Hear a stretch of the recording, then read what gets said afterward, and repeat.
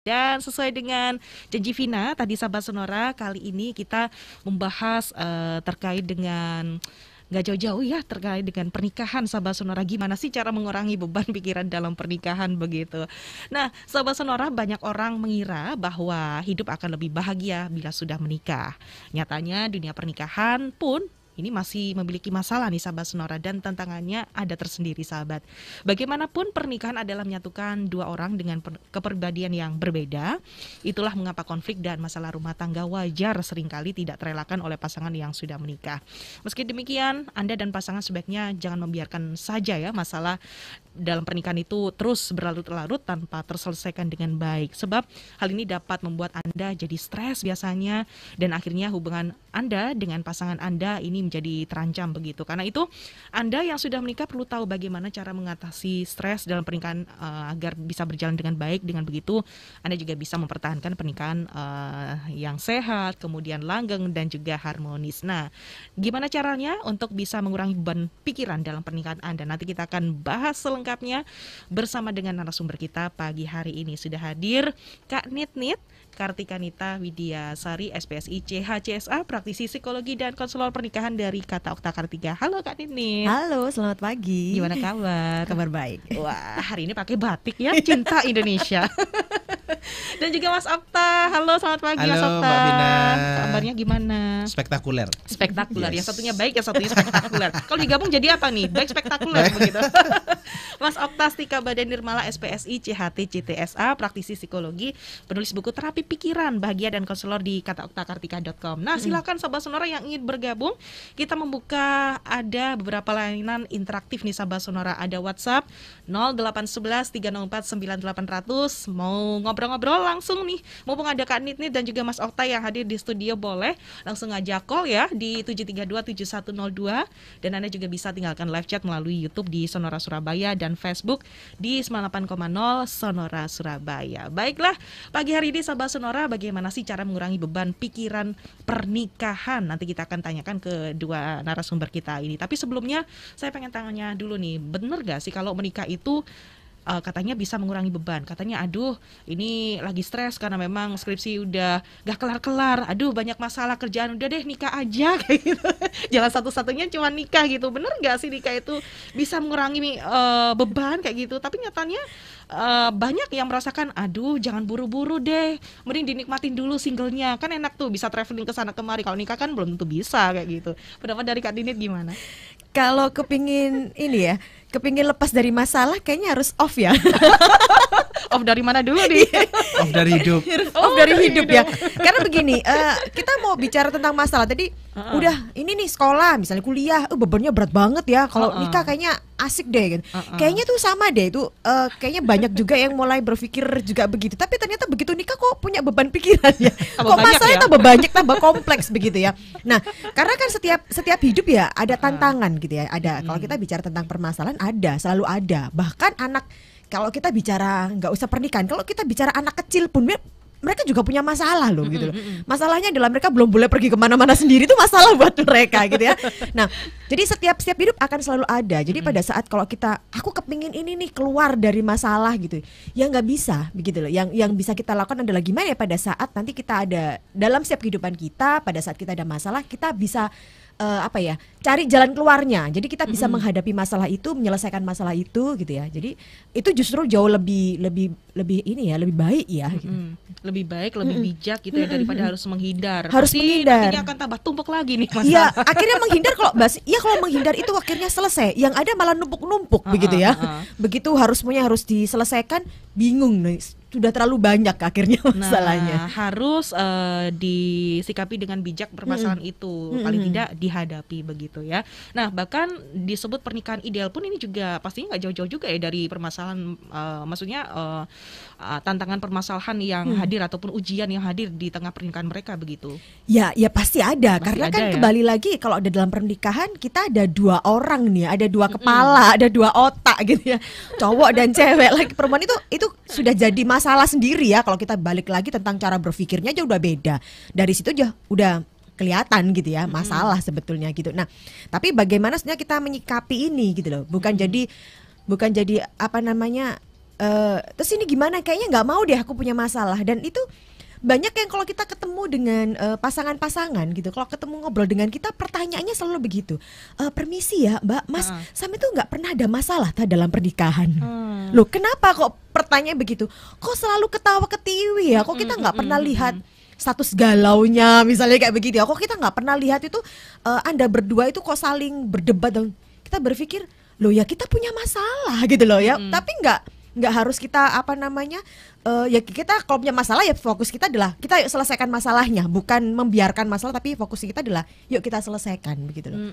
Bahkan kita lihat juga dari beberapa platform media sosial ini kayaknya tampaknya fotonya mesra, bahagia, dan statusnya enjoy gitu ya, bahkan sampai traveling sama pasangannya. Ini mereka ini beneran emang harmonis terus begitu dalam perjalanan pernikahan mereka, atau kan memang mereka tidak mau mengekspos permasalahan itu, jadi di-keep begitu di belakang layar misalkan seperti itu, baru mereka cuman berbagi cuman yang indah-indah aja ke publik kayak gitu. Ya, kalau itu terkadang pilihan ya. Ada orang yang memilih bahwa masalah itu kan nggak perlu orang lain tahu. Gitu ya, kabarnya gini, kalau masalah orang lain kita punya masalah terus kita kasih tahu ke orang lain, ya kalau mereka bisa bantu ya gitu, masalahnya langsung kelar, enak gitu ya. Yang ada kan kadang-kadang malah runyam, malah akhirnya kamu harusnya begini, kamu nggak boleh begitu gitu kan, fokusnya kan gitu. Nah, dan itu menurut saya sangat bijak juga pada saat di sosial media yang kita tampakkan memang yang baik ya, biar tujuannya ya hidup itu memang baik. Lo ada masalah ya masalah diselesaikan, bukan untuk diumbar diberitahukan ke khalayak ramai gitu. Nah, apakah kalau tadi pertanyaan, apakah mereka yang fotonya romantis di sosial media mereka nggak punya masalah? Pasti ada lah. Cuman mereka akhirnya tahu bagaimana cara menangani beban pikirannya mereka gitu ya, permasalahannya mereka, sehingga pada saat mereka harus upload di sosial media beneran chemistry-nya dapet. Gitu, bener kayaknya nggak pernah punya masalah deh, kayaknya nggak pernah bertengkar deh. Sebetulnya bukan tidak pernah punya masalah, tapi mereka bisa memilah gitu loh. Oh ini kita lagi ini loh lagi traveling, ya udah kita traveling aja, kita have fun berdua misalnya kayak gitu, kita sama keluarga kita nikmati waktunya gitu. Misalnya kayak gitu, jadi mereka udah bisa memilah-milah, kayak menurut saya sih kayak begitu, lebih bisa memilah akhirnya gitu. Kadang juga kita nggak sadar nih sahabat Sonora, kemarin sempat umroh bareng misalkan dari selebgram begitu, tahu-taunya besok udah mengajukan cerai. Padahal sebelum-sebelumnya mesra banget kayak gitu ya. Wah ini yang realita benar-benar real terjadi begitu sahabat Sonora ya. Jadi tidak semua yang ditampilkan di sosial media memang terlihat bahagia, tapi belum tentu mereka tidak punya masalah. Pasti ada masalah di sini, tapi mereka pintar ya untuk mengelola masalah itu sahabat Sonora. Lalu apa sih yang menjadi biasanya beban pikiran oleh kedua pasangan mungkin ya? Hal-hal apa saja yang mungkin menjadi beban pikiran oleh pasangan ini yang biasanya terjadi dalam pernikahan begitu? Monggo Mas Okta. Ya pada prinsipnya itu kan gini, seperti di buku saya Terapi Pikiran Bahagia itu prinsipnya adalah masalah akan jadi masalah kalau dianggap masalah. Masalah akan menjadi masalah kalau dianggap masalah. Yes. Jika ada masalah terus nggak dianggap masalah, jadi bukan masalah. Sesimpel itu ya Mas Okta ya. Iya. Nah, tinggal kan sekarang itu kalau mau segala hal jadi masalah itu bisa. Naruh botol, naruh gelas terlalu minggir itu jadi masalah, bisa. Bangun kesiangan dikit bisa. Kopi agak kepahitan bisa jadi masalah. Nah, jadi kan tinggal apakah masalah-masalah itu akan dijadikan masalah dan dipermasalahkan. Nah, dalam pernikahan itu sebetulnya banyak hal yang bisa dijadikan masalah. Dan banyak juga sebetulnya itu yang bukan masalah.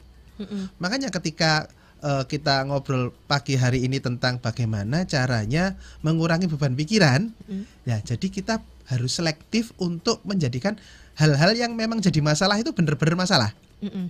Jadi bukan sebetulnya receh ya, tapi jadi masalah. Nah, hal itu. sepele tapi jadi masalah betul, kayak gitu. Misalkan betul, taruh betul. handuk di kasur padahal sudah ada tempatnya kayak gitu. Ini bisa jadi berantem nih untuk pasangan itu begitu, padahal sudah diingatkan begitu. Kalau misalkan ini adalah memang benar-benar masalah tapi memang dijadikan masalah, ini yang seperti apa mungkin contohnya Mas Okta? Masalah yang benar-benar jadi masalah. Misalnya contoh, ini ada anaknya misalnya nggak mau sekolah. Ini misalnya anaknya nggak mau sekolah, padahal bagi keluarga ini sekolah itu wajib. Bagi keluarga ini. Lah terus gimana? Solusinya gimana? Nah itu kan masalah. Nah tinggal sekarang masalahnya itu mau dibuat untuk ribut atau fokus pada solusi. Karena ada sebagian orang itu yang suka meributkan masalah. bukan menemukan solusi. Jadi ini kamu sih sudah kasih tahu kok gini. Ya enggak lah, ya kan ini kan keadaannya emang gini ya. Akhirnya ribut. Saling menyalahkan pasangan juga Bisa jadi nyalahkan keadaan, nyalahkan kondisi, blablabla. Akhirnya ya fokus pada menyalahkan, bukan terus ini gimana enaknya. Solusinya apa? Solusinya apa begitu. Nah, Gitu. alasannya kenapa kok dia menyalahkan bukan mencari solusi? Harusnya kan solusi Yes, kan yes, dicarikan yes. oleh pasangan kedua pasangan ini begitu. Alasannya kenapa mereka kok harus ribut dulu gitu, harus emosi dulu begitu. Nah, memang ada kembali lagi kondisi kepribadian ya. Jadi ada orang-orang, makanya kalau di buku kita yang akan ini akan sedang cetak akhir bulan ya. Pokoknya Agustus lah ya. Yes, akhir bulan ya. yang Tungguin nanti di akhir bulan. berbohong belum tentu bohong. Itu ada salah satunya itu kita mengutip tentang filter Socrates. Di halaman 43. Oh, spoiler. Spoiler dulu halaman 43 Sampai kita hafal loh ya. jelaskan ya gitu. Jadi filter Socrates itu membantu kita untuk memfilter ya. Ini hal ini perlu kita Ributkan apa enggak? Atau enggak? Nah, yang pertama yaitu tentang benar. Ini informasi benar nggak sih ini? Kadang-kadang gini Mbak, ada orang-orang itu, aku loh katanya mama itu loh, sekarang itu kalau misalnya mau investasi itu harus yang begini. Nah, yang ya nggak gitulah, itu salah mama itu. Nah, jadi ribut kan? Pertanyaannya, ini layak diributkan nggak? Lah, ternyata filter Socrates itu membantu kita untuk Filter itu tadi. Nah, itu layak informasi. diributkan nggak? Jadi kita harus mikir dulu, ini informasi bener nggak? Kalau ini informasi, oh ini mama tahu dari mana? Itu di grup WA-nya. Kadang-kadang kalau orang tua-tua itu kan Katanya ya, Nah, berdasarkan katanya. dan segala hal yang ada di sosial media adalah benar bagi mereka. Akhirnya di-share lah ke anaknya. Nah, mama tahu dari mana? Oh, ini dari grup keluarga dan sebagainya. Kita tahu kalau sumber dari situ belum tentu benar. Berarti hal itu ngomong apapun juga itu nggak harus loh kita masukin pikiran. Yes. Nah, berikutnya adalah tentang tadi masih tentang investasi gitu. Tentang masih benar gitu ya. Memang kalau benar-benar mau investasi, yuk baru kita bahas. Tapi kalau cuman sekedar dapat informasi katanya bagus investasi tuh di ABCDE, tapi kita belum ada niatan untuk investasi. Nah, akhirnya kan ngapain juga ini diributkan. Ya udah gitu. Jadi akhirnya itu informasi dari mana tadi? Dari grup WA gitu. Oh ya sudah, udah digituin aja. Nah, beda lagi kalau memang kita udah niatan mau investasi baru, yuk kita cari yuk gitu. Bener nggak sih yang dikatakan ya? Itu baru juga. Kadang-kadang juga jebakannya begitu. Jadi masih diangan-angan tapi sudah sudah diperdebatkan, diributkan begitu. Tentang benar ya, filter Socrates yang pertama, benar. Yang kedua itu baik ya. Jadi informasi ini apakah hal baik atau enggak? Kadang-kadang kan ada nyinyiran, ada julitan orang gitu kan ya. Katanya itu loh, katanya ini loh. Termasuk dari orang, aku katanya loh, suamimu itu jalan sama cewek lain loh.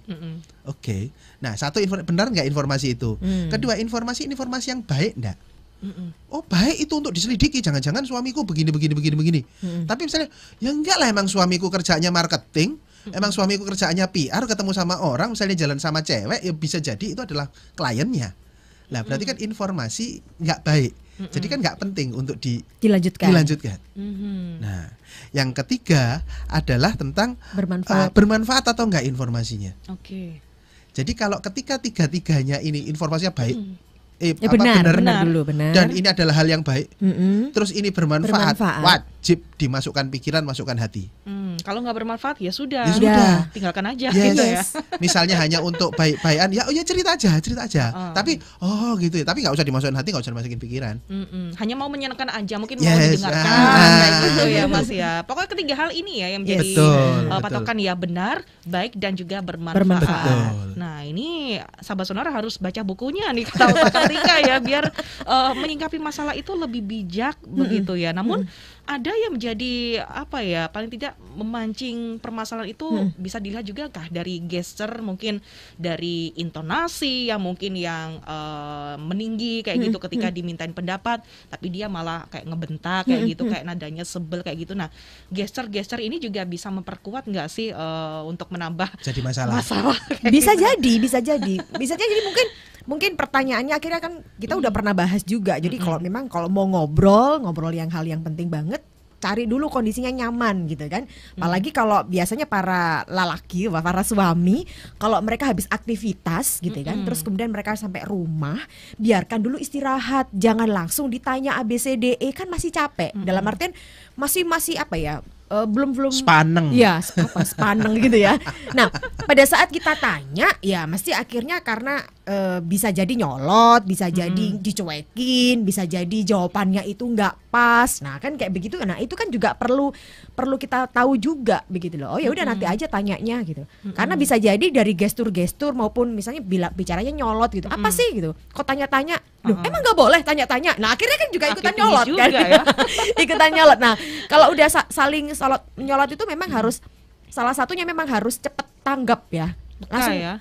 Iya harus memang kalau apa ya, kalau memang nadanya semakin tinggi, satunya tinggi, mesti satunya lebih tinggi lagi, satunya tinggi pasti kayak begitu. Nah kalau memang situasinya kayak begitu gitu ya, untuk bisa kita harus sadar diri adalah yang sadar duluan gitu ya, maksudnya yang sadar duluan ya udah langsung turunin nada suaranya, turunin gitu. Itu nanti baru bantu untuk mereda. Oke, itu kalau dari pria. Kalau dari wanita mungkin apa yang harus dihindari mungkin dari sisi cowok begitu ya, ketika si cewek lagi sepaneng-sepanengnya. Kalau misalkan pria habis dari pulang kerja, hindari dulu lah untuk tanya pertanyaan yang mungkin ABCDE kayak gitu. Paling tidak dilayani dulu begitu. Nah, kalau dari sisi wanita ini pas lagi apa? Ataukah pas lagi PMS kayak gitu atau gimana nih? yang pasti itu kalau menghadapi istri, karena istri itu perempuan. Satu, hukumnya perempuan adalah kuota ngomongnya sehari 20.000 kata. Oke, jadi ketika istri itu ngomongnya banyak, ya diiyain. Oh, diiyain. Hindari untuk disela, hindari untuk dicuekin. Kalau ya kita mendengarkan dengan sepenuh hati, hindari untuk sambil pegang handphone. Sampai meskipun ada triknya, misalnya aduh aku bosen dengerin, pura-pura lah mendengarkan, itu pun nggak apa-apa. Pura-pura lah mendengarkan. Tapi nggak boleh bawa handphone. Nggak boleh bawa handphone. Nggak boleh sambil nonton TV ya. Jadi gestur kita, oh gitu ya. Oh iya. Nah, apakah yang dia bicarakan itu bermanfaat atau enggak, benar atau enggak dan sebagainya, itu biarin aja keluar dulu. Nah, jadi hindari, karena gini kan, sekali lagi seringkali tabrakannya laki-laki dan perempuan, suami dan istri itu, istri ngomongnya banyak, melebar kalau istilah saya. Bahasa cara berpikirnya melebar, sedangkan laki-laki itu fokus. Nah, jadi ketika istri menceritakan sebuah hal, itu panjang kali lebar kali tinggi. Oke. Hanya cerita, aku tadi itu kena macet capek banget, misalnya begitu. Tadi itu loh, aku jalan, terus ada truk dulu kok mundur seenaknya. Jadi yang di belakang itu kan jadi nggak bisa ngerem dah. Panjang padahal cuma bilang aku kena macet. Nah, sedangkan yang laki kan, lah bilang kamu kena macet aja kan selesai. Nah, dua hal ini itu seringkali jadi bahan ribut. Jadi beban kamu tuh loh, yang laki nyarankan ke istri, kamu tuh kalau ngomong tuh yang jelas. Nah, padahal tuh nggak bisa.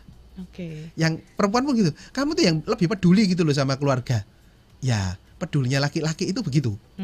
Nah, jadi kalau dalam buku kami itu juga kami cerita tentang baseline. Baseline itu adalah sifat dasar masing-masing orang. Itu yang harus dipahami dulu. Jadi kalau tadi Mbak Vina cerita tentang apa tadi gestur. Nah, kita pahami dulu sejak kita kenal itu gimana gesturnya dia. gimana, cara nada bicaranya gimana gitu. Harus kenalin dulu. Harus kenali dulu pas waktu PDKT, mau pacaran kayak gitu ya. Jadi contoh lagi nih paling gampang, Mbak Vina gini siaran ngobrolnya kayak gini. Ketika ketemu orang langsung, apakah nadanya sama? Beda. Ketika telepon nadanya sama. Nah, nanti jangan-jangan oh gitu, sama pendengarmu aja kamu manis-manis, sama aku enggak. Nah, masalah kan? Dua kepribadian gitu ya.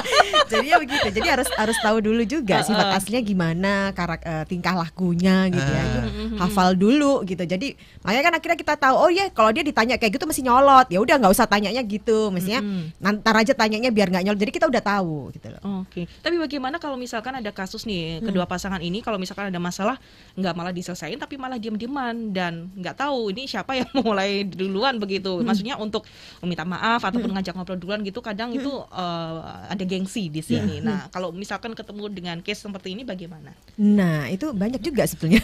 Balik lagi tentang begini. Kita bicara tentang pasangan. Pasangan itu kan kalau kita mau agak-agak main kata ya, main kata kan pas dan angan. Kalau nggak pas tadi jadi angan. Bisa aja ya. Nah, biar pas gitu ya. Bahasa biar pas itu kan akhirnya gini. Anggaplah kalau kita bicara ada lingkaran gitu ya. Jadi biar pas itu kan akhirnya siapa yang ikut siapa? Ini kalau kita bicara A dan B gitu ya. Nah, A ikut B atau B ikut A. Kan gitu, nggak bisa A atau B, pokoknya ikut sendiri-sendiri kan pasti nggak ketemu Nggak gitu. ketemu ya. Harus saling ikut ya biar pas. Nah, kalau kondisinya kayak begitu gitu ya. Kondisinya kayak begitu sama-sama gengsi dua-duanya gitu kan ya. Dia nggak mau, aku nggak mau minta maaf dulu, aku juga nggak tungguin. Ya nggak apa-apa, itu kan rumah tangganya mereka. Mereka memilih kayak gitu ya nggak apa-apa. Nah, akhirnya nggak jadi pasangan, tapi kalau akhirnya kan nggak pas. Nah, kalau memang mau pas ya itu tadi, ya udah deh. Ini harus salah satunya. Kalau bahasanya Pak Okta mesti bilangnya adalah harus salah satu dulu yang apa? Yang ngalah gitu ya. Yang waras, yang sadar duluan ya. Ya siapa dulu gitu loh. Karena kalau mau kayak begitu ya nggak ada yang bisa ini ya. Ngajak ketemu untuk ya. mulai dulu nggak bisa. Atau misalnya ada orang lain gitu, ya kamu dulu kan nggak bisa. Ya memang harus dari kitanya. Gitu. Biasanya itu ada salah satu yang meledak dulu kalau pengalaman kami. Nah, meledak dulu itu akhirnya curhat pada teman atau datang ke konselor, itu dari salah satunya.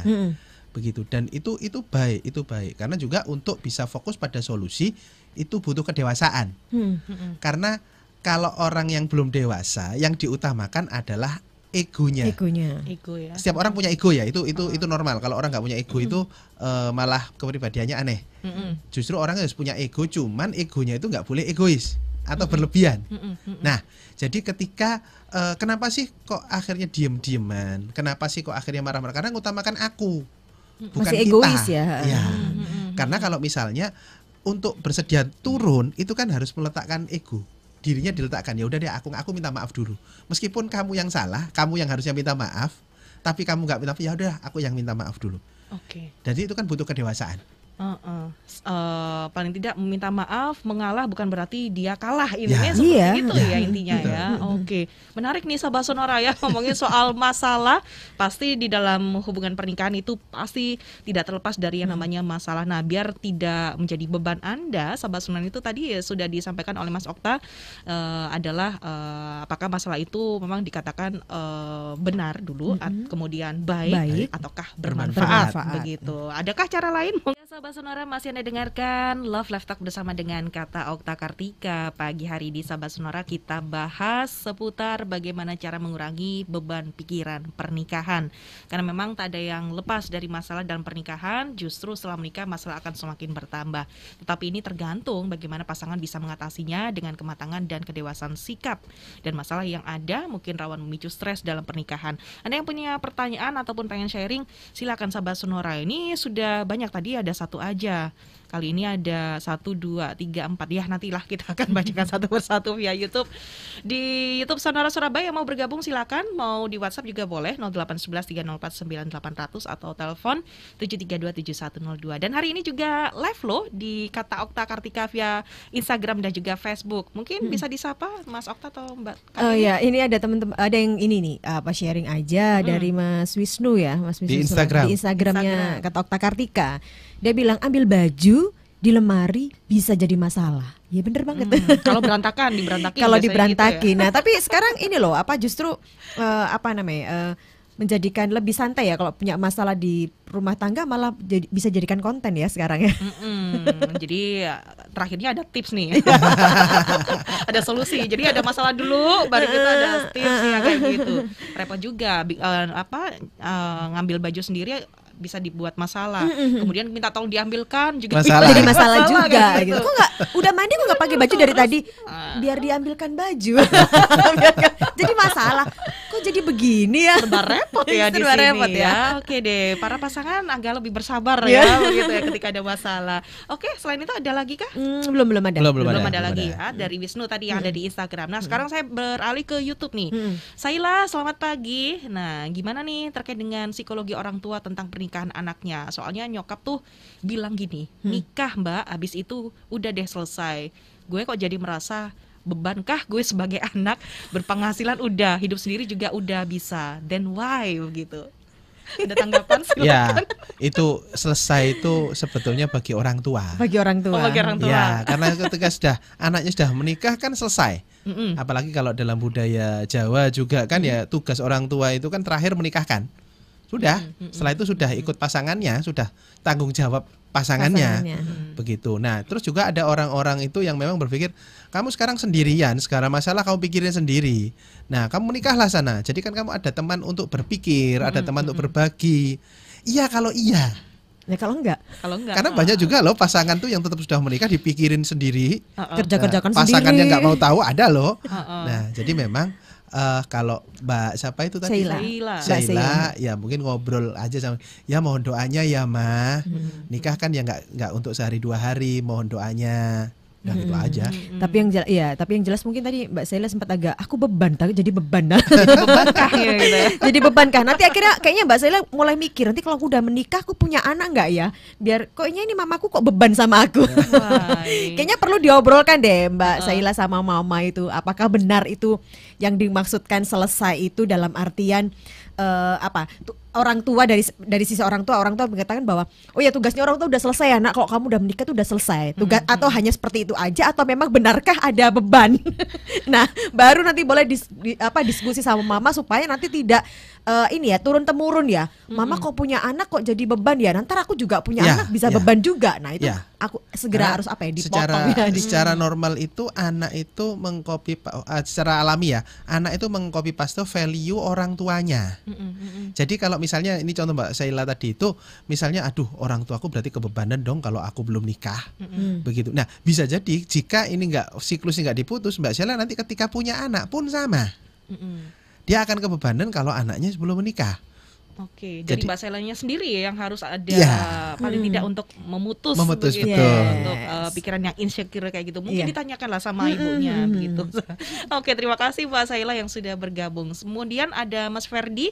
Selamat pagi. Pasangan aku memang cenderung solutif dan jadi problem solving terhadap berbagai masalah di keluarga kami.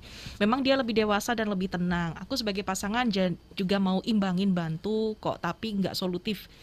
Sesolutif dia, bagaimana dong? Malu aku, dan aku merasa justru makin jadi beban tiap ada masalah karena aku merasa tidak berdaya. Oh, jadi pasangannya ini yang laki berarti ya? Yang laki ini lebih solutif, lebih apa ya? Yang laki, yang perempuan yang lebih solutif maksudnya? Iya, yang perempuan lebih solutif, pasangan dari Mas Ferdi. Tapi Mas Ferdinya ini kalau membantu masalah itu tidak sesolutif dari pasangannya seperti itu. Jadi agak insecure jadinya. Agak insecure juga begitu. Ya, sebagai laki-laki, sebagai imam di rumah kok nggak bisa begitu? Harus bisa ya Mas ya. Ya caranya karena ini berkaitan sama masa lalunya lagi kembali.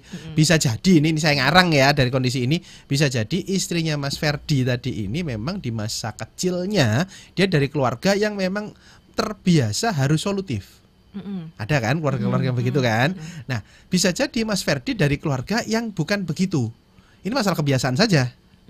Nah sehingga ketika sudah menikah, iya istri kok lebih solutif yo, kok lebih pinter yo, kok lebih aku kok kayak iso opo-opo yo.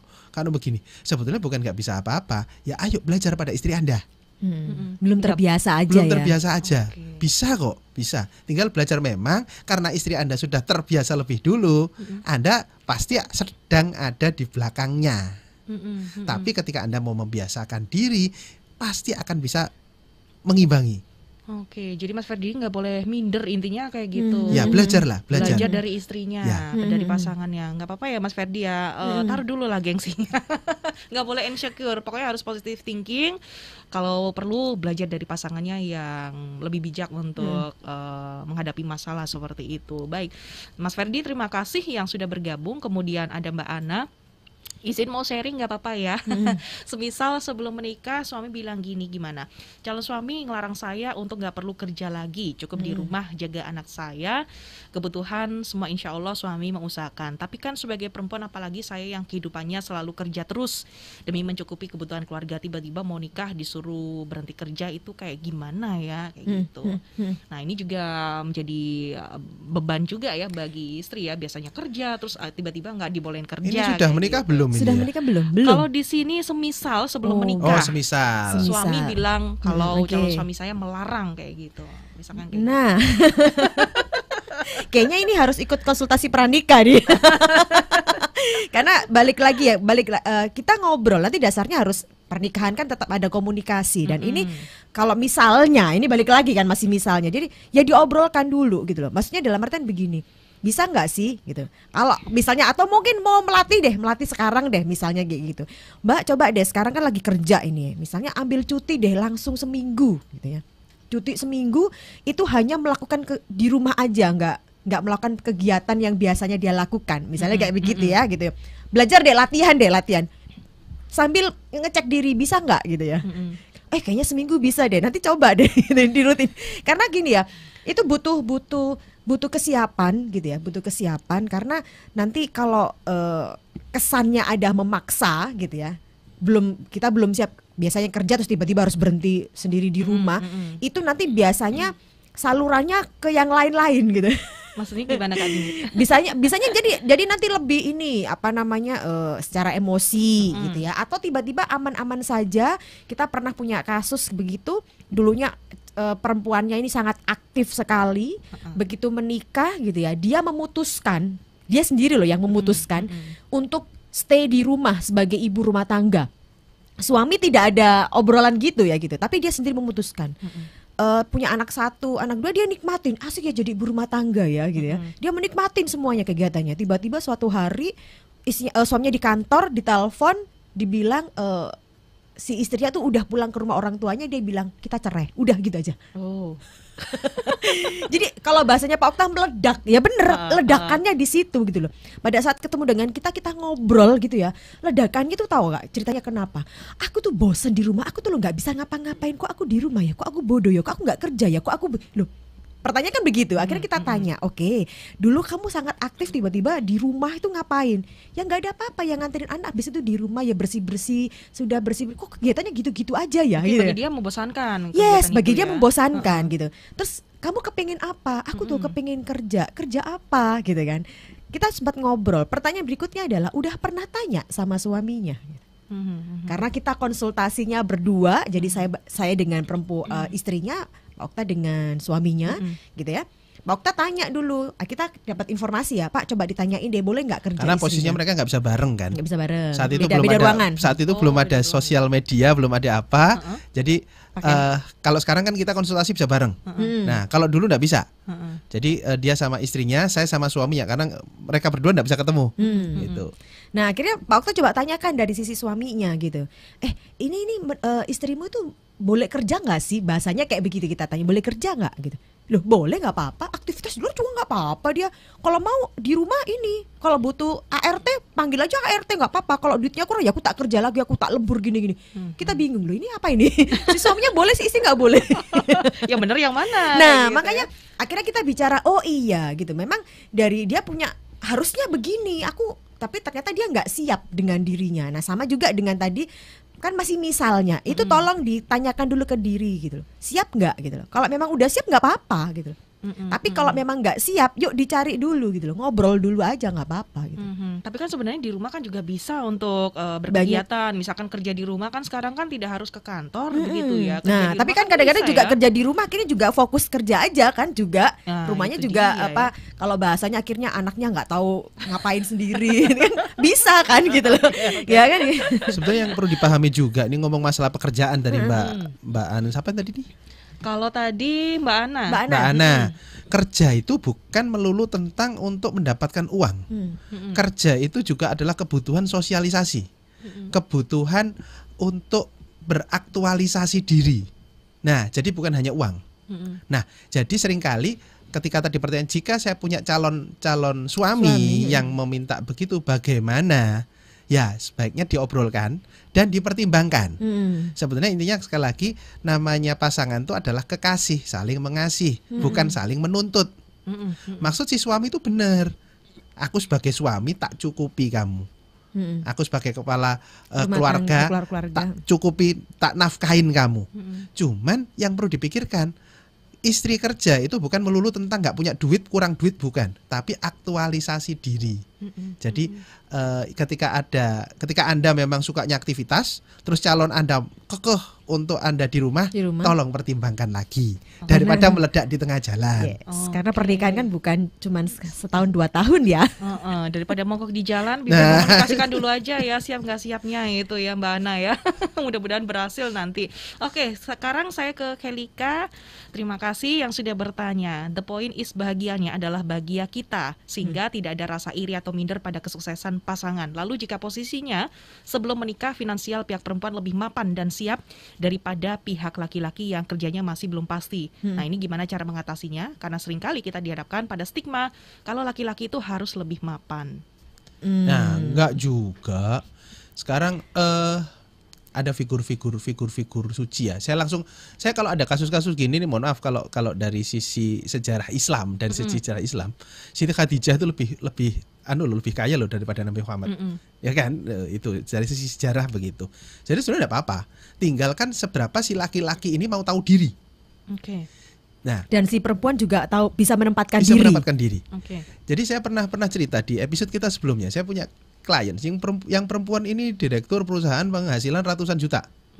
Yang laki-lakinya dulu itu ketika menikah itu hanya karyawan. Ya karyawan mentok gajinya 10-an 15-an lah. Antara bumi dan langit. Antara bumi dan langit.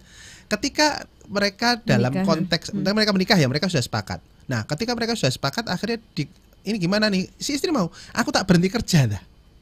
Si istri begitu. Lah si suami, oh jangan, Eman ini kalau ini gini aku harus mulainya terlalu jauh. Padahal kita keluarga sudah langsung baik. Nah akhirnya disepakati, oke, yang istri yang bekerja, yang suami jadi bapak rumah tangga. Dan tidak apa-apa. Nah itu pun ketika dalam konteks keluarga, dalam pertemuan yang non anu ya, pekerjaan, di luar pekerjaan. Si istri itu memposisikan diri di belakang suaminya. Jadi semuanya ngobrol, yang maju suaminya, yang ngobrol sebagai kepala suami. rumah tangga. Jadi si istri cuma hanya menemanin aja. Tapi dalam konteks pekerjaan dia istrinya yang maju. Dan itu kan tinggal janjian berdua. Itu tinggal janjian kedua. Nah sebetulnya nggak ada hubungan. Stigma itu mungkin zaman dulu ya. Zaman dulu.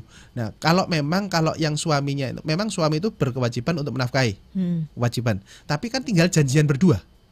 Gimana kalau ada kondisi-kondisi di mana suaminya ini emang gitu-gitu tidak produktif. Ada juga klien-klien kami itu yang istrinya lebih kreatif. Jadi istrinya itu seakan-akan tuh apapun dia pegang jadi duit. Lah suaminya itu nggak sekreatif dia. Akhirnya istrinya tuh sukanya bikin apa, suaminya terus yang jalanin. Istrinya bikin apa lagi, suaminya jalanin. Saling kolaborasi lah di sini. Yes, ya. itu intinya. Jadi bukan harus siapa yang di depan, tapi gimana janjian mereka berdua. Ya, atau mungkin juga bisa ditambahkan lagi, coba mungkin wacananya lebih banyak ya, diperbanyak. Jadi bahwa itu kan tentang stigma, balik lagi ya. Jadi kalau kita wawasannya lebih banyak itu kan akhirnya kita, oh ya memang ada gitu. Dan idealnya begitu gitu ya. Idealnya suami yang lebih. Tapi kan kita bicara kalau lagi posisi nggak ideal gimana? Yuk, walaupun posisinya nggak ideal, tapi kalau kita memang fokusnya mau bahagia berdua, bahagia aja. Nggak peduli stigma ya di luar sana ataupun julid dari tetangga, keluarga pun nggak masalah. Yang penting adalah mereka berhak untuk menentukan kebahagiaan mereka seperti itu. Baik, terima kasih Khalika yang sudah bergabung. Ini terakhir ada Mawar Lestari. Masalah pernikahan di keluargaku justru bukan dari kita berdua tapi dari keluarga besar. Maklum kita sama-sama anak pertama, selalu jadi tempat wadulan. Pas kita ada masalah mereka cuek. Solusinya gimana ya? Mawar Lestari, terima kasih pertanyaannya. Oke. Ya tinggal berdua ini masalah keluarga besar itu apakah mau jadikan masalah apa enggak? Ya tinggal, apalagi tadi kan tempat wadulan, tempat curhatnya keluarga besar. Nah, apakah masalah duit, masalah ya adikmu ini gimana atau masalah hubungan atau masalah bapakmu ini lo kok begini begitu kan ya? Ya, ayo belajar jadi konselor. Ya jadi berdua ini belajar jadi konselor bahwa satu itu bukan masalah Anda. Memang itu orang yang bermasalah mungkin adik Anda atau orang tua anda atau saudara Anda. Tapi dibatasi itu bukan masalah Anda. Hindari untuk menganggap itu jadi masalah keluarga Anda. Keluarga yang berdua tadi itu. Nah, sehingga dari situ dipilah mana hal-hal yang perlu untuk dibicarakan serius dan mana yang memang untuk curhat aja kitanya. Nah itu sehingga akhirnya nggak jadi apa ya, lebih bisa jadi tong sampah yang profesional lah, Yes, makanya gitu lah. gitu. Jadi tempat sampah. Oh ini lagi posisi jadi tempat sampah, ya udah jadi tempat Iya. sampah. Ntar kalau udah selesai ya tempat sampahnya dibuang. Tapi syukur-syukur ya bisa berkontribusi, bisa membantu masalah keluarga itu Yes, kan nah baik, tapi kayak gitu ya. baik, tapi hati-hati lagi, tetap harus segera diambil tindakan gitu ya. Ini tadi bahwa langsung bikin bikin rule bahwa oke, ini masalahnya mereka, bukan masalah keluarga kita. Karena kalau ini nanti nggak bikin tempatnya masing-masing, itu akan jadi masalah keluarganya mereka yang awalnya tidak ada masalah apa-apa akan jadi ada masalah begitu. Contoh, misalnya orang tua atau saudara curhat tentang masalah keuangan, misalnya. Oke, waduh, ini adikku butuh uang. Sensitif ya Nah, masalah uang ya. Oke, terus misalnya saya ngasih tanpa sepengetahuan pasangan, ini bisa jadi masalah loh. Ya. Masalah kita, akhirnya kita sebenarnya nggak punya masalah, jadi akhirnya punya masalah. Nah, ini dibicarakan, Mas, ini apa adikku butuh uang begini, gimana? Kita bisa bantu atau gimana? Ya bisa sih, tapi nggak segitu. Oke, berarti kan ya sama legowo. Kalau sekarang sih belum bisa, kita gimana? Kalau mungkin bulan depan aja gimana? Nah, kesepakatan kita inilah yang kita harus berani untuk sampaikan pada keluarga. Untuk saat ini maaf ya, aku belum bisa bantu. Nggak apa-apa kok, ini demi keluarga kita juga. Jangan sampai masalah keluarga besar akhirnya jadi masalah keluarga kita. Yes, kembali lagi ingat prioritasnya keluarga nomor 1, keluarga besar baru nomor 2 ya. Oke, pokoknya keluarga intilah antara sama Yes. pasangan Ya. itu yang lebih diprioritaskan, baru mengatasi masalah keluarga besar. Kalau memang bisa bantu semampunya Yes. aja Ya, begitu betul. ya. Oke, dari Mawar Lestari, terima kasih yang sudah bertanya. Nah, jika kedua pasangan ini punya masalah kemudian mentok tidak menemukan solusi di antara keduanya, bolehkah kita menceritakan ke orang ketiga begitu, katakanlah pada teman, keluarga, bahkan orang tua ataupun mertua kayak gitu, bolehkah? Boleh. Sebetulnya yang dibutuhkan di sini itu adalah sekali lagi hindari untuk Anda cari solusi, tapi cari wawasan. Jadi orang lain itu sifatnya adalah membantu kita melihat permasalahan dari sudut yang lain. Hindari untuk cari orang yang sudah pasti pro kita. Oh, kenapa alasannya Mas Okta? Ya pasti bener lah. Masih benar ya. Pasti dibela lah. Nah, pastilah. Akhirnya kan nggak netral. Jadi akhirnya sudut pandangnya sama. Buat apa? Cari sudut pandang yang bisa sudut pandang lain. Ketika sudut pandang lain itu membenarkan kita, oh ya berarti kita bisa jadi benar.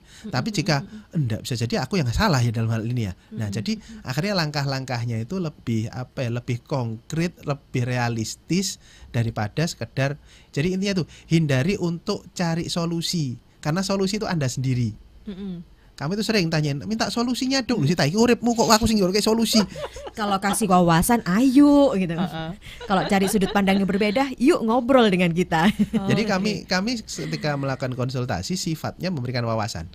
Dan ketika dia condong pada ini A, B, C, D, dia condong yang A. Ya udah, kalau A itu begini ya, begini.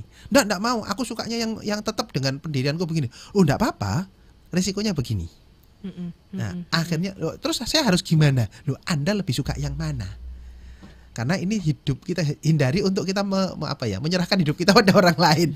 Oke, pilihan ditanggung sendiri oleh Betul, kedua betul, pasangan itu. betul. Kita cuma ngasih opsi intinya Ya, gitu ya Mas Okta dan juga Kak Nit. Yes. Wah, nggak terasa ini udah di 57 menit waktu saat ini. Mungkin apa nih closing statementnya terkait dengan topik kita pagi hari ini, bagaimana cara mengurangi beban pikiran dalam pernikahan? Ya, yang jelas masalah akan selalu ada, beban pikiran akan selalu ada dimanapun Anda berada gitu ya. Yang pasti ingat filter Socrates gitu ya. Pada saat Anda punya pikiran, ingat filter Socrates. Yang pertama tadi adalah 1 Pak. Benar. Yang kedua tadi baik. Nah, dan yang ketiga adalah bermanfaat. Benar itu apakah ini informasi yang benar? Kalau informasinya nggak jelas ya abaikan. Abaikan. Terus baik. Ini kalau informasi ini tak terima, ini apakah membawa hal baik? Kalau membawa hal baik terusin. Kalau enggak abaikan. Yang ketiga bermanfaat. Ini kalau tak terima bermanfaat enggak? Kalau enggak abaikan. Oke, terima kasih Kak Nitin dan juga Mas Okta. Ada tambahan mungkin agenda dari Kata Okta Kartika? Ya, tunggu aja nanti akhir bulan ya. Akhir bulan Agustus ya. Akhir bulan Agustus ya. Akhir bulan Oke. Agustus akan ada yang baru dari kami. Kami ada buku berbohong belum tentu bohong, mengungkap kebohongan pasangan melalui metode statement analysis. Ini buku pertama ya berarti ya? Pertama yang berdua. Pertama yang berdua ya. Dari Oke, Kata Okta tapi Kartika. sebelumnya udah ada buku sendiri nih. Masing-masing iya. Ini baru yang pertama nih dari Kata Okta Kartika di Sahabat Sonora. Kalau mau konsultasi gimana nih untuk Sahabat Sonora di Kata Okta Kartika? Masuk aja ke ke Instagramnya Kata Okta Kartika atau masuk ke kataoktakartika.com.